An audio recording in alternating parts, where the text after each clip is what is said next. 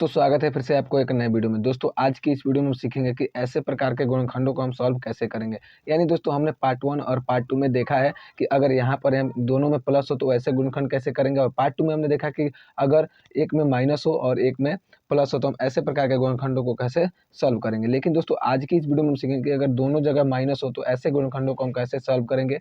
इस वीडियो में हम यही सीखने वाले हैं। तो दोस्तों आप वीडियो को एंड तक देखिएगा बिना स्किप किए हुए। उम्मीद करता हूँ ये आपको जरूर समझ में आएगा। इसके बाद आपको दूसरा वीडियो देखना नहीं पड़ेगा। अगर आपने पार्ट 1 पार्ट 2 को नहीं देखा है तो मैं लिंक डिस्क्रिप्शन बॉक्स में दे दूंगा, आप वहां से भी जाकर के देख सकते हैं, या फिर आई बटन में लिंक आ रहा होगा वहां से भी जाकर के आप देख सकते हैं। तो चलिए दोस्तों ऐसे प्रकार के प्रश्नों को हम कैसे सॉल्व करेंगे हम देखते हैं। चाहे किसी भी प्रकार का प्रश्न हो दोस्तों, हम उसको सॉल्व करने के लिए सबसे पहला काम करते हैं फर्स्ट इंटू लास्ट में गुना, यानी कि जो एक्स स्क्वायर का गुणांक है और लास्ट वाला जो है इसमें हम गुना करेंगे। गुना करने पर दोस्तों हमारा आता है यहाँ पर 12, 4 से 12 आता है। आने के बाद हमें 12 को ऐसे दो नंबर में तोड़ना होता है कि हम गुना करें तो फर्स्ट इंटू लास्ट के बराबर है, यानी कि 12 के बराबर है। और यहाँ पर माइनस है चूंकि, इसलिए हमको घटा करके 12 लाना है, यानी कि घटाने पर हमें 12 प्राप्त हो, सॉरी घटाने पर हमें क्या प्राप्त हो, 4x प्राप्त हो। ठीक है, यानी तो हमें दो ऐसे नंबर को ढूंढना है, इसी में से तोड़ के 12 में से तोड़ के ढूंढना है, जिससे कि अगर गुना करें तो 12 आए और घटाए तो हमारा 4 के बराबर है, यानी बीच वाले के बराबर है। तो दोस्तों हमें 12 को ही तोड़ना होता है। 12 को हम सबसे पहले ऐसे भी लिख सकते हैं 6 गुने में 2। ठीक है, 6 गुने 2 करेंगे तो 6 दूना तो 12 हो जाएगा। लेकिन क्या 6 में से 2 घटाने पर हमें बीच वाले के बराबर आ रहा है, यानी कि 4 के बराबर आएगा। तो दोस्तों यहाँ पर हम देख रहे हैं कि हमें घटाने पर यानी कि 4 आ जा रहा है। ठीक है, लेकिन दोस्तों यहाँ पर एक बात और भी ध्यान रखना है, यहाँ पर -4 है। ठीक है, तो हमें यहाँ पर -4 भी लाना होगा। यहाँ तो आ गया हमारा प्लस में, लेकिन माइनस में लाने के लिए आप लोगों को पता होगा कि छोटा संख्या में से बड़ा संख्या को घटाया जाता है। यानी हम इसी को उल्टा कर देंगे तो हमारा ये छोटा में से हम 6 को, अगर इन 2 में से 6 को घटा देते हैं तो ये जो संख्या होगा वो माइनस में आ जाएगा। ठीक है, तो सबसे पहले आपको ऐसे ही नॉर्मली करना है, बाद में इस संख्या को उलट देना है ताकि यहाँ पर माइनस आ जाए। ठीक है, ऐसे प्रश्न में अगर दोनों में माइनस रहेगा तो हम यहाँ पर क्या कर देते हैं, 2 माइनस अगर 4 करते हैं दोस्तों, सॉरी 2 माइनस अगर यहाँ पर 6 करते हैं तो हमारा कितना आ जाएगा, माइनस का 4 आ जाएगा। ठीक है, यानी जिस संख्या को हम ढूंढ रहे थे, यानी कि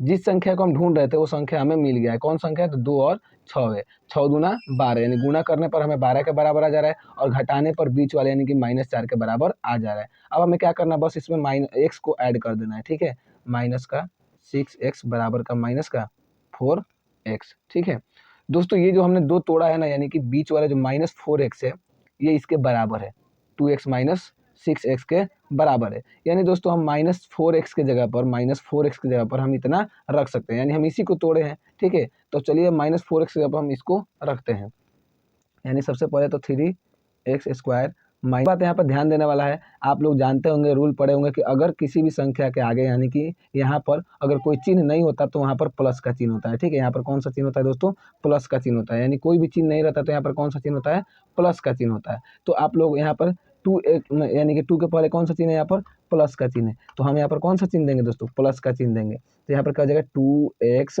और माइनस का 6x हो जाएगा। ठीक है, और यहाँ पर माइनस का 4 पहले से है। ठीक है, तो हम इसको ऐसे ही लिख देंगे। अब दोस्तों हमें क्या करना होता है अगले लाइन में, यानी कि अगले स्टेप में हमें इसको विस्तार रूप में लिखना होता है। ठीक है, विस्तार रूप में कैसे लिखेंगे, यानी 3x² को विस्तार रूप में अगर लिखना होगा दोस्तों तो कैसे लिखेंगे, 3 गुना में x गुना में x, यानी x² को हम x गुना x लिख सकते हैं।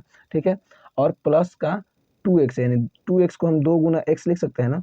ठीक है, और -6x, यानी 6 का अगर हम फैक्टर करते हैं दोस्तों तो कितना हो जाएगा, 2 गुना का 3 हो जाएगा। ठीक है, कितना हो जाएगा, 2 गुना का 3 हो जाएगा, और x है तो x भी गुना में हो जाएगा। ठीक है, अगला स्टेप में दोस्तों यहाँ पर हो जाएगा, सॉरी अभी -4 का जो है, यानी कि 4 का अगर फैक्टर करेंगे तो दोस्तों कितना हो जाएगा, 2 गुना में 2 हो जाएगा ना।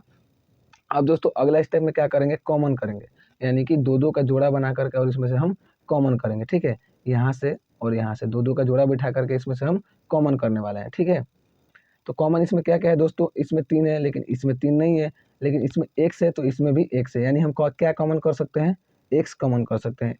एक x में, इसमें 2 x है लेकिन इसमें एक ही को x है, तो हम एक ही x को कॉमन करेंगे।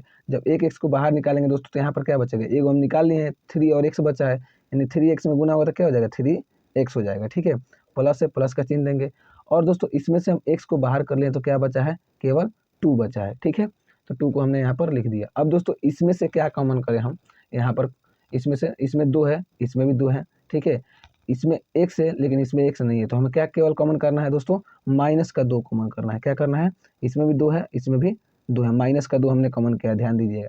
जब यहाँ पर माइनस का 2 कॉमन हो जाएगा तो यहाँ पर दोस्तों क्या बचेगा, 3 और x बचेगा, 3 और x बचेगा, ठीक है। और दोस्तों यहाँ पर हमने -2 को जब कॉमन काढ़ा है तो यहाँ पर क्या बच जाएगा दोस्तों, यहाँ पर प्लस का 2 बच जाएगा। जब हमने -2 को कॉमन कर लिया यहाँ पर, तो बचा क्या है दोस्तों, केवल प्लस का 2 बचा है, ठीक है। अगला स्टेप में हम क्या करेंगे, इसको भी कॉमन कर लेंगे, यानी 3x + 2। दोस्तों मैंने दोनों वीडियो में बताया है जांच करने का इसका तरीका। अगर इस बॉक्स में दोनों नंबर सेम आता है, चाहे चिन्ह भी मतलब अलग अलग नहीं आता है, चिन्ह भी सेम होता है, तो आपका यहाँ तक जो गुणनखंड बना है वो बिल्कुल सही है। तो हमारा गुणनखंड सही है। अब हमें क्या करना है, इन दोनों को कॉमन कर लेना है, यानी कि 3x + का 2 और बचेगा क्या यहाँ पर अगर हम कॉमन कर लें 3x + 2 तो यहाँ पर क्या बचा है x, और यहाँ पर क्या बचा है माइनस का 2 बचा है, ठीक है। यानी जो यही होगा हमारा आंसर हो जाएगा, ठीक है।